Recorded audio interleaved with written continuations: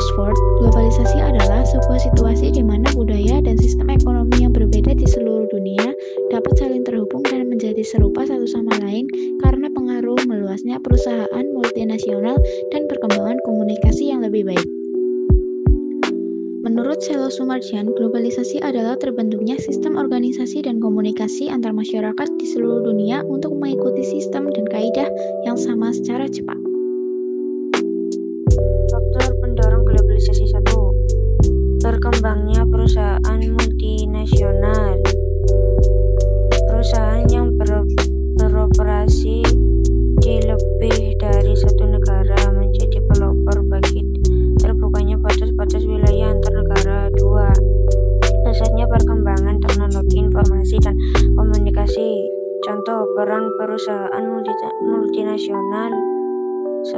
Perusahaan otomotif Toyota yang memiliki pabrik mesin dan perakitan di Indonesia, produk dijual ke Thailand hingga Argentina. Kantor pusat berada di Jepang.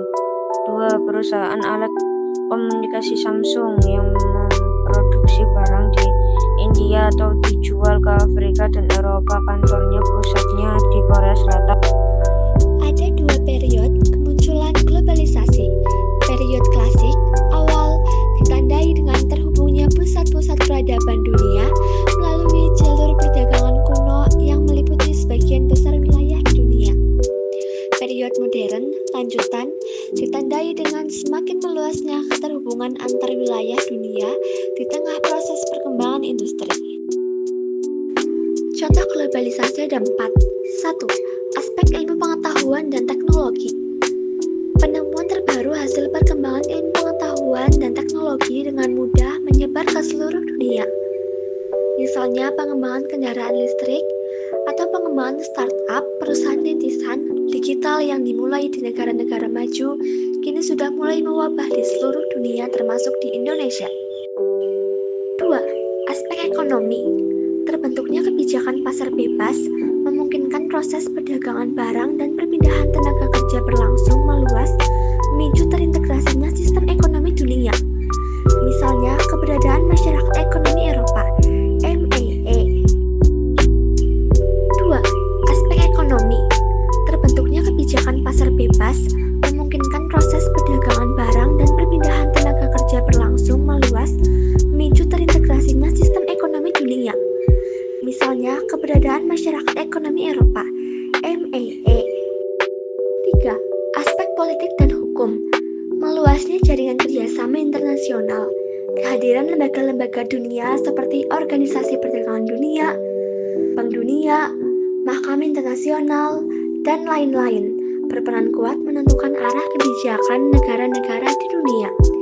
Peraturan investasi, perdagangan luar negeri, hak asasi manusia, dan kesepakatan pembangunan dalam pertemuan internasional harus diikuti oleh negara anggotanya di seluruh dunia. 4. Aspek kebudayaan. Aspek budaya mencakup keseluruhan corak kehidupan masyarakat. Perkembangan teknologi media dengan motif ekonomi mendorong industri budaya yang menyebarkan corak kebudayaan baru. Contoh, di Indonesia merebak restoran cepat saji dan kedai kopi Amerika dan drama film Korea. Dampak globalisasi. Dampak positif globalisasi: perkembangannya ilmu pengetahuan dan teknologi, meningkatnya efektivitas dan efisiensi, meningkatnya saraf hidup masyarakat, komunikasi semakin cepat dan mudah, berkembangnya dunia pariwisata, perkembangan alat komunikasi dan keterbukaan informasi.